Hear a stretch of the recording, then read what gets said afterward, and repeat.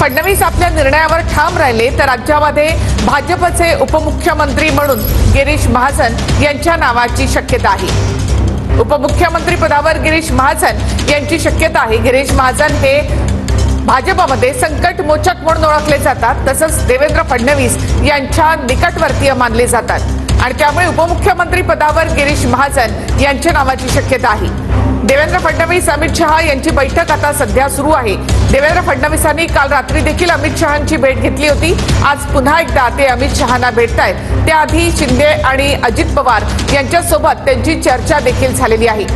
मला सरकारमधून मोकळं करा असं देवेंद्र फडणवीस यांनी म्हटलेलं आहे आणि ते आपल्या निर्णयावर ठाम आहेत। पुढच्या 6 महिन्यामध्ये विधानसभा निवडणुका आहेत आणि त्यामुळे देखील फडणवीसांनी आपल्याला संघटनात्मक पातळीवर काम करायचंय असं सांगून उपमुख्यमंत्री पदाचा राजीनामा द्यायची इच्छा व्यक्त केलेली आहे।